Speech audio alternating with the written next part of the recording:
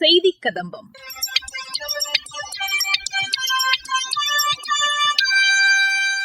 இன்றைய செய்தி கதம்பத்தில் சேலம் கோட்டத்தில் ரயில்வே ஊழியர்களுக்கு வழங்கப்பட்ட சேவை விருதுகள் குறித்து எமது செய்தியாளர் வழங்கும் செய்தி தொகுப்பு, திருவள்ளூர் மாவட்டத்தில் நடைபெற்ற கூட்டுறவு வார விழா குறித்து எமது செய்தியாளர் வழங்கும் தகவல்கள் மற்றும் மத்திய அரசின் சமூக வலைதள பதிவுகள் உள்ளிட்டவை இடம்பெறுகின்றன. சிறப்பாக சேவையாற்றும் ரயில்வே ஊழியர்களை பாராட்டி நாடு முழுவதும் சேவை விருதுகளை ரயில்வே வழங்கி வருகிறது. சேலம் கோட்டத்தில் சிறப்பாக சேவையாற்றிய ஊழியர்களுக்கு சேவை விருதுகள் வழங்கப்பட்டுள்ளன. இதுகுறித்து எமது செய்தியாளர் வழங்கும் செய்தி தொகுப்பு. பயன்தூக்கார் செய்த உதவி நயன்தூக்கின் நன்மை கடலின் பெரிது என்கிறார் திருவள்ளுவர். இந்த திருக்குறளுக்கான முழு அர்த்தமும் தன்னலமற்ற மக்கள் சேவையாற்றும் ரயில்வே ஊழியர்களுக்கு பொருந்துகிறது.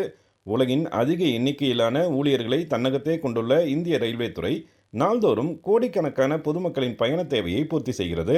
இந்திய ரயில்வே பணி அலுவலர்கள் தொடங்கி ரயில்வே ஊழியர்கள் வரை பலரும் இரவு பகல் பாராமல் கடுமையாக உழைப்பதால் தான் பொதுமக்களின் பயணம் இனிமையாக அமைகிறது. சிறப்புமிக்க பணியாற்றும் ஊழியர்களை பாராட்டி ரயில்வே துறை ஆண்டுதோறும் விருதுகளை வழங்கி வருகிறது. தேசிய அளவிலும் தெற்கு ரயில்வே அளவிலும் வழங்கப்படும் விருதுகள் ரயில்வே கோட்ட அளவிலும் வழங்கப்படுகின்றன. சேலம் ரயில்வே கோட்டத்திற்கு உட்பட்ட ரயில் நிலையங்கள் மற்றும் ரயில்வே தொடர்பான பணிகளில் சிறப்பாக திறமையை வெளிப்படுத்தியவர்களுக்கு ரயில் சேவா புரஸ்கார் விருதுகள் வழங்கும் நிகழ்ச்சி நடத்தப்பட்டது. வணிக பிரிவு, மின்னியல் மற்றும் பராமரிப்பு பிரிவுகளைச் சேர்ந்தவர்களுக்கான விருதுகளை சேலம் ரயில்வே கோட்ட மேலாளர் பன்னாலால் வழங்கினார்.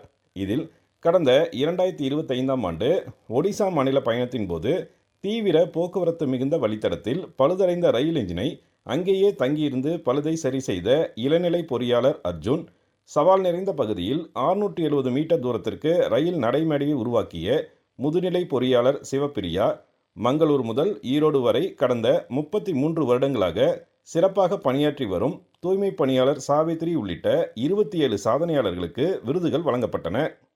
என் பேர் அர்ஜுன். நான் ஈரோடில் ஜூனியர் இன்ஜினியர் இருக்காங்க. போன வருஷம் எங்களோட ஒரு லோக்கோ ஒரிசாவில் போய் பிரேக் பைண்டிங் ஆகி வீல் எல்லாமே அடிபட்டுருச்சு. அதை அட்டென்ட் பண்ணுறதுக்கு நானும் என்னோட 3 ஸ்டாஃபு சேர்ந்து ஒரிசாவில் போய் 20 days அங்கே ஸ்டே பண்ணி எல்லா ரிப்பேரும் முடித்து அந்த லோக்கோ சேஃப்டியாக நியர்ஸ்ட் ஷெட்டுக்கு கொண்டு சேர்த்துறாங்க. அதனால எனக்கு இந்த வருஷம் டிஆர்எம் அவார்டு கிடச்சிருக்கு.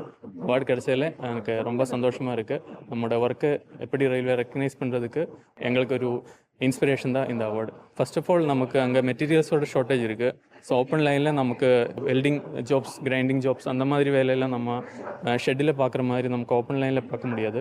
அதே மாதிரி நமக்கு அங்கே வந்து குட்ஸு, கோல் மேனுஃபேக்சரிங், மைனிங் இருக்கிற இடம். அதனால் குட்ஸ் வண்டி தாராளமாக போய் பின்னாடி போயிட்டே இருக்கும். ஸோ அந்த லைனில் 2 சைடையும் பார்த்து இந்த மிடில் தான் நம்ம வந்து வேலை செஞ்ச வேண்டியதாக இருக்குது. ஸோ அது ஒரு கன்ஸ்ட்ரெயின்ட் இருந்தது. அப்புறம் வந்து நமக்கு within the least possible time we have to ready the loco and give to nearest shed. That was also a challenge. So I completed the work in 5 days, which is, as mentioned by the officer in the shed, very remarkable for the amount of work that I have put in. So I'm very happy I received this award. I'm Shivapriya, SSCPV Mettupalayam section, CBF section. Rail Seva Puraskar award வந்து DRM sir கிட்ட இருந்து நான் வாங்கியிருக்கேன். இது வந்து என்னோட CBF செக்ஷனில் yard ரீமாடலிங்க்கு 670 meters லே பண்ணியிருக்கோம். அந்த இதுக்காகவும் நாங்கள் ஒரு செக்ஷனில் ரீஹாபிலிட்டேஷன் ஆஃப் பிரிட்ஜஸ் 6 bridges வந்து பண்ணியிருக்கோம். அந்த இதுக்காகவும் எனக்கு அவார்ட் இது பண்ணியிருக்காங்க. I am really happy. And இது ஒரு team work. So I will dedicate this award to my team. CBF செக்ஷனுக்கு டெடிகேட் பண்ணி சேலஞ்சிங் சொல்கிறத காட்டிலும் இது வந்து ஃபுல் மேன் பவர் தான். ஒவ்வொருத்தரும் அக்யூரஸியோட போடலை, இது பண்ணல அப்படிங்கும் போது டைம் கன்சியூமிங். ஸோ ஒவ்வொரு இது ஒர்க்கும் நாங்கள் அக்யூரேட்டாக மெஷர்மெண்ட்ஸ் எடுத்து ரிப்பீட்டடாக ஒர்க் பண்ணி அது நாங்கள் டைமை வந்து டிலே பண்ணாமல் பர்ஃபெக்டாக அது முடிக்கிறதுக்கு டீமாக ஒர்க் பண்ணியிருக்கோம். ஆக்சுவலாக இது எக்ஸ்ட்ரா ஒரு பிளாட்ஃபார்ம் லைன். இது பிளாட்ஃபார்ம் இது பண்ணிவிட்டு மெமோ ட்ரெயின்ஸ்லாம் டீல் பண்ணுறதுக்காக இது கன்ஸ்ட்ரக்ட் பண்ணி யார்டை வந்து ரீமாடல் பண்ணியிருக்காங்க. பேசஞ்சருக்கு யூஸ்ஃபுல்லாக இருக்கும். எக்ஸ்ட்ரா ஒரு பிளாட்ஃபார்ம் லைன் வந்து கன்ஸ்ட்ரக்ட் பண்ணிட்டு. பேர் எம் சாவித்ரி. எனக்கு வந்து 33 வருஷம் சர்வீஸ் பண்ணியிருக்கிறேன் சார். மங்களூர்லேருந்து ஈரோடு வரைக்கும் வேலை பார்த்துட்டு கரூர் வந்திருக்கேன். எனக்கு இது கொடுக்கறது ரொம்ப சந்தோஷம் சார். இது வரைக்கும் நான் வாங்கினது இல்லை, இப்போ தான் வாங்கியிருக்கேன். சந்தோஷம் சார். ரொம்ப கரூரில் ஆஸ்பத்திரியில் தான் வேலை பார்க்குறேன். ரொம்ப சந்தோஷமாக இருக்குது. இந்த அவார்டு வாங்குறது எனக்கு ரிட்டையர்மெண்ட் வேறு பக்கமாகிடுச்சு சார். 1 வருஷம் தான் இருக்குது. இது கொடுத்தது ரொம்ப சந்தோஷம். விருதுகளுக்காக யாரும் சாதனைகளை செய்வதில்லை. ஆனால் இந்த விருதுகள் ரயில்வே துறையின் ரியல் ஹீரோக்களை மக்கள் மத்தியில் அறிமுகப்படுத்தி அங்கீகாரம் செய்யும் விதமாகவே அமைந்துள்ளது என்பது குறிப்பிடத்தக்கது. நாமக்கல் மாவட்டத்தில் நிலக்கடலை மற்றும் ஆமணக்கு பயிர்களுக்கான செயல் விளக்க திடல் அமைக்க அருகில் உள்ள வட்டார வேளாண்மை விரிவாக்க மையங்களை அணுகி விவசாயிகள் பயன்பெறுமாறு மாவட்ட நிர்வாகம் கேட்டுக் கொண்டுள்ளது. இதுகுறித்து எமது செய்தியாளர் வழங்கும் தகவல்கள். நாமக்கல் மாவட்டத்தில் நிலக்கடலை மற்றும் ஆமணக்கு பயிர்களுக்கான செயல் விளக்க திடல் அமைக்க அருகிலுள்ள வட்டார வேளாண்மை விரிவாக்க மையங்களை அணுகி பயன்பெறுமாறு மாவட்ட நிர்வாகம் அறிவுறுத்தியுள்ளது. மாவட்டத்தில் எண்ணெய் வித்து பயிர்களான நிலக்கடலை மற்றும் ஆமணக்கு பயிர்களில் சாகுபடி பரப்பனை அதிகரிக்கவும் உற்பத்தி மற்றும் அதன் திறனை அதிகரிக்கவும் தேசிய சமையல் எண்ணெய் இயக்கம் NMEO 2026-27 ஆண்டு வேளாண்மை துறை சார்பில் செயல்படுத்தப்படுகிறது. இந்த எண்ணெய் வித்து பயிர்கள் செயல் விளக்க திடல் அமைக்க விவசாயிகளுக்கு மானியம் வழங்கப்படுகிறது. மேலும் அனைத்து வட்டாரங்களிலும் மதிப்பு சங்கிலி கூட்டமைப்பு இனத்தில் நிலக்கடலை விதைகள் வழங்கப்படுகின்றன. நிலக்கடலை செயல் விளக்க திடல் அமைப்பதற்கு 14,000 ரூபாயும் ஆமணக்கு செயல் விளக்க திடல் அமைக்க 8,000 ரூபாயும் மானியம் வழங்கப்படுகிறது. இதன் கீழ் இடுபொருட்கள், விதைகள், உயிர் உரங்கள், உயிரியல் காரணிகள் மானியத்தில் வழங்கப்படுவதை விவசாயிகள் பயன்படுத்திக் கொள்ள வேண்டும் என்றும் கேட்டுக் கொள்ளப்பட்டுள்ளது.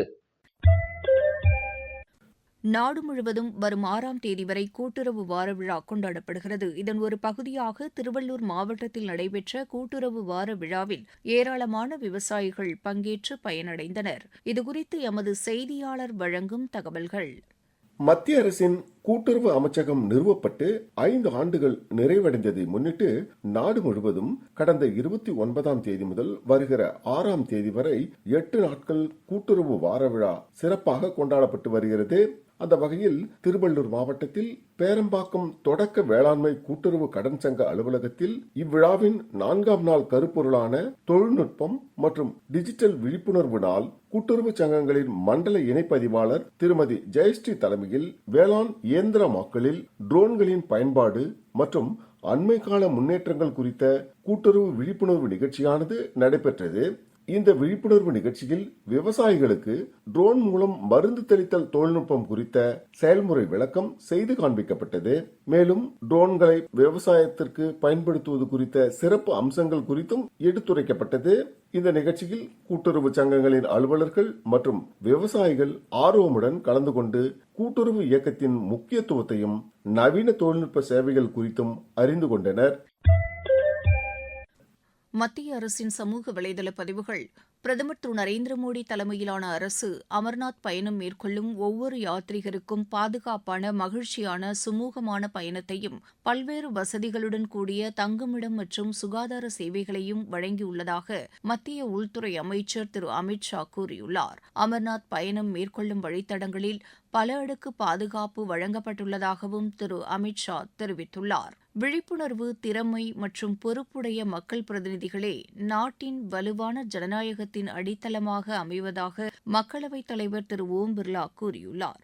மேற்கு வங்கத்தில் புதிதாக தேர்ந்தெடுக்கப்பட்ட சட்டப்பேரவை உறுப்பினர்களுக்கான 2 நாள் பயிற்சி வகுப்பை திரு ஓம் பிர்லா இன்று தொடங்கி வைத்து உரையாற்றினார். பெலாரஸ் நாட்டின் சுதந்திர தினத்தையொட்டி அந்நாட்டு வெளியுறவுத்துறை அமைச்சர் திரு மேக்சிம் ரெஜன்கோவ் மற்றும் அந்நாட்டு மக்களுக்கு வெளியுறவுத்துறை அமைச்சர் டாக்டர் ஜெய்சங்கர் வாழ்த்து தெரிவித்துள்ளார். இந்தியா ஜப்பான் 16வது உச்சி மாநாட்டை வெற்றிகரமாக முடித்துக் கொண்டு ஜப்பான் புறப்பட்ட அந்நாட்டு பிரதமர் திருமதி சனே தகாய்ச்சியை மத்திய இணையமைச்சர் டாக்டர் ஜிதேந்திர சிங் தில்லி விமான நிலையத்தில் வழி அனுப்பி வைத்தார். வெனிசுலாவில் நிலநடுக்கத்தால் பாதிக்கப்பட்டு ராணுவ கள மருத்துவமனையில் சிகிச்சை பெற்று வருபவர்களுக்கு அமிர்தாத் திட்டத்தின் கீழ் மருத்துவ உதவிகளை இந்தியா தொடர்ந்து சிறப்பாக வழங்கி வருவதாக வெளியுறவுத்துறை செய்தி தொடர்பாளர் திரு ரந்தீர் ஜெய்ஸ்வால் கூறியுள்ளார்.